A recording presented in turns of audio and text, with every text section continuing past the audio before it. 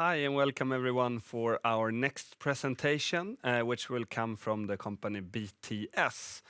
My name is Daniel Thorsson, analyst at ABG here in Stockholm, covering the company. And with us today we have the company's CEO, Jessica Skon. So I let you present the company for some 15 to 20 minutes, Jessica, and then I will follow up with a few questions in the end. So feel free to start off. Okay, wonderful. Thanks for having me, and hopefully it's a nice day in Stockholm. I can tell you it is a very sunny day in San Francisco, California this morning. So just to introduce myself, I'm the new CEO of BTS last week, and I'm following Henrik Ekelund, who is now the chairman of the board after 36 years of being our founder and CEO. So please, I'll just hit next when you can click to the next slide for me. That would be great. I realize some of you listening may be new to BTS, so I'll do a little bit of an introduction. Our focus for the last 35 plus years has been on the strategy implementation side of our clients. So how do you get every person in a company excited, inspired, aligned on the strategy and help them to do the best work of their lives? If you think about it from a change perspective, you can think about process, technology, and people. BTS has been focused on the people side of change for the last 35 years. Next. This slide just has some kind of statistics on the results of our growth over our time. You can see we currently have about 1,100, close to 1,200 people. 50 of the Fortune 100 companies in the US are our clients. We were founded in 1986. Our rolling 12 months is 2 billion Swedish kronor in revenue. We have 36 offices worldwide. So, and go ahead and hit next. You can see our global footprint in terms of where the 36 offices are. We manage the business in terms of 3 operating units: North America, which is a little over 50%, most of the world, and Europe. Next. And for our investors who have been with us since we IPO'd in 2001, you can see the average performance per year on this slide, which is a pretty impressive run rate. So on average, we've grown 13%. Mainly organic every year. Our profit has grown 17% on average per year. And if you invested in 2001, the average shareholder returns is actually 18%, which I think very few companies have done. Next. So just a little bit now in terms of our market and offering, go ahead and go to the next slide.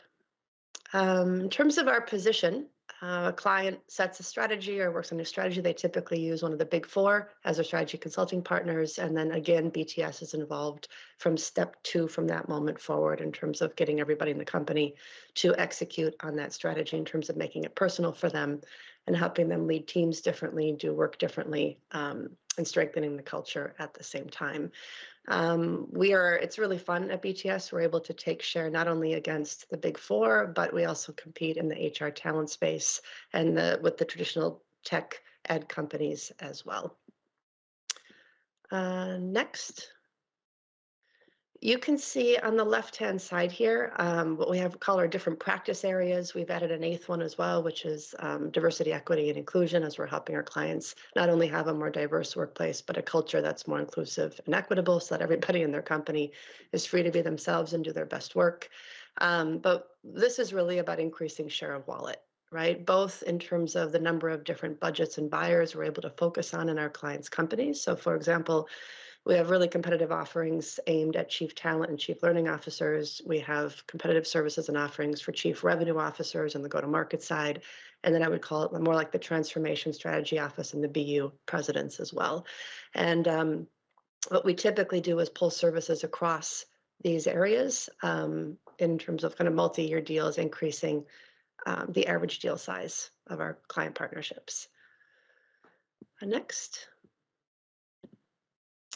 And what's happened over time as we've grown is we're starting to feel the benefits of our size, right, of a scalable business model. So we've gotten increasingly good at platforms, simulation platforms, learning platforms, experiential platforms. Our advisory services are more platform-based and so forth, which drives productivity gains for the firm.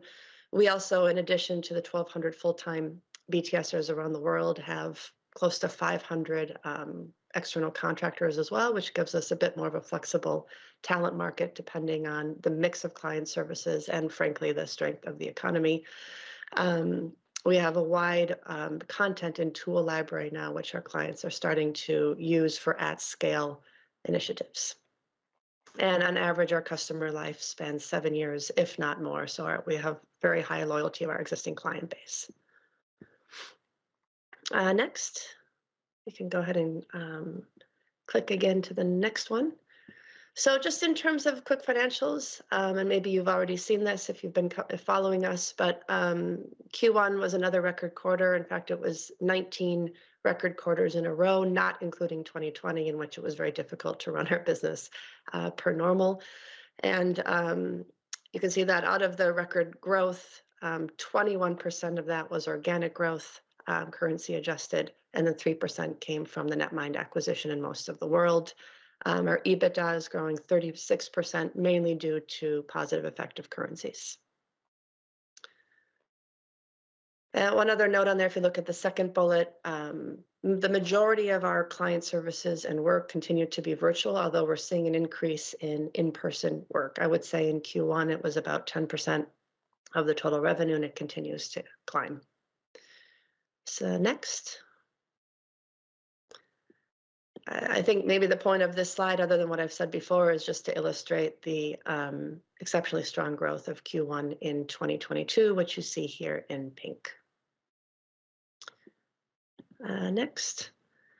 I mentioned the 3 different operating units. You can see it broken down here in terms of North America having 18% growth in Q1 and an EBITDA margin going from 14 to 15.3%. BTS Europe, also very nice improvement in profit from 8.1 to 11.9 and 22% growth. And BTS other markets at 40% growth or 25% growth, although 15% of that's coming from the Netmind acquisition. So thank you. So why have we been growing year after year? I think these are the 4 main points. First one is, as I mentioned, we operate against different competitive sets, and in each one of those, it's a global, growing, and fragmented market. Our clients are experiencing, as you all know, probably more change, and change is kind of the new normal than ever before, and they're also increasing their investments in people engagement, people retention, and kind of the people side of the business.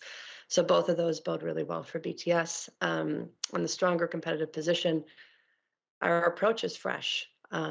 It's a people-centric approach to consulting. It's a strategy-centric approach to training and development. In a way, we have a better mousetrap that our clients value.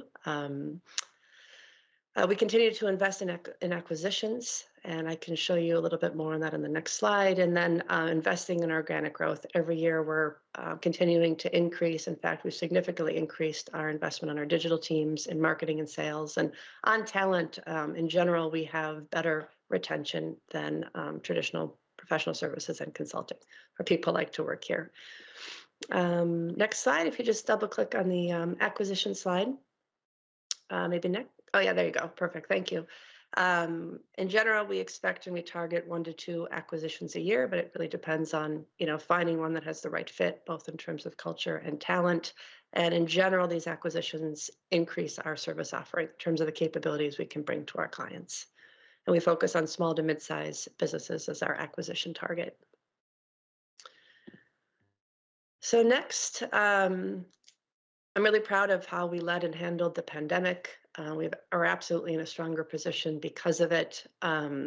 We have a pretty balanced portfolio across industries, but early in 2020, we decided to double down on pharma, bio, CPG, healthcare, and tech and software. All 4 of those played out really well for us. We did not do any economic layoffs.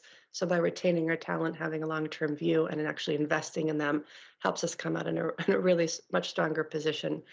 And then in early 2020, we were facing a reality that we're potentially 65% of our revenues were at risk because of the shift to virtual. We significantly outperformed our worst fears. And today, now our clients have total consumption choice. So we're comfortable doing all of our services virtually and or in person.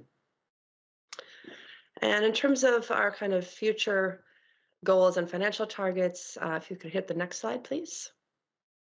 These are our longer term kind of focus and targets. We're on a journey to getting there. Last year, we hit 15%. We raised our longer term goal to 17% EBITDA margin. We're not being clear on when we think we'll hit it, but that's the journey that we're on. And then in terms of the 20% revenue growth, about 2/3 of that should be organic, with the rest coming from acquisitions. Next. And just as a summary, we see significant market potential going forward as we reflect and listen to the investors who have been our long-term investors, and we ask them, why do they continue to believe in BTS and invest? It basically comes down to these three things. So we are in a really strong position in a global, growing, and highly fragmented market. We have probably less than 1% market share currently. We have a long track record of double-digit growth and stable margins, strong operating leaders across the business. And even in this moment of strength and position, we're increasing in the level of ambition on our longer-term financial goals. And then finally, the next slide, just to repeat our last earnings call, our outlook for 2022 remains unchanged, and we expect that our earnings will be better than 2021. So trying to keep us on time, I think I'll stop there. Excellent, Jessica. Thank you very much for that. I have a couple of questions. You touched upon it a little bit here, the physical versus the virtual delivery. Obviously, before the pandemic, the physical was a vast majority of what you were actually doing and conducting here. And then the virtual took over. You mentioned 10% physical delivery in Q1. Where do you see the company being and the delivery being in 2 to 3 years' time? And how can that ultimately affect the margins and the profitability? Yeah, I think it's going to stay a mix. Right. And it's interesting to reflect on what our clients are bringing people together in person for. And it's honestly, quite a range. It's a range from the small executive team C-suite working sessions to bringing people together again for sales kickoffs and getting everyone aligned to a new sales methodology, for example. So I think it's going to stay a mix. And frankly, our people really love the physical again, and I think they'll value having a mix. The other thing that's changing for us, it's shifted the last couple of years and seems to continuing to grow in demand, is how much work we're doing at scale for our clients. So 30,000 people over 9 months, 17,000 leaders practicing something at the same time for a few months. And the impact of the scaled work is clearly just more digital services, more licensing typically associated with that. So our ability to automate some of how those projects get executed and to continuously improve that, combined with the increased licensing from our clients, bodes well for margin improvement over time. And the costs associated with the physical delivery, like traveling, hotels, etc., that's something that the customer pays for, so it shouldn't affect the margins meaningfully if you start travel much more now? That's exactly right. Yeah. Excellent. And it provides our people to have a bit more focus Hmm. as opposed to spreading out the work over multiple weeks. I see. And then the competition question here. You mentioned the edtech companies, the pure licensing software businesses. Where do you see them right now after the pandemic? Have they gained ground in the market? Is it something you are afraid about or that you respect here? First of all, I respect them. Secondly, I think we should keep watching and listening and learning and all of that. But there's something that in their nature is different than BTS. And their business model and their valuations are pretty much dominating their design so that it's a standard offering for their clients, right? Like a giant library of services that are standard and you consume what you're interested in. Our clients typically value contextualized or highly curated or practical help for their people, right? Practical so that it's what they need given their strategy or what they need given how they need to shift their culture or what does high performance look like in a critical role or in a workflow or a change that they're trying to drive. So I think there's a lot to learn in terms of elegant user experience and dashboards and data-driven insights. And we're working on all of that as well and making a lot of fast ground.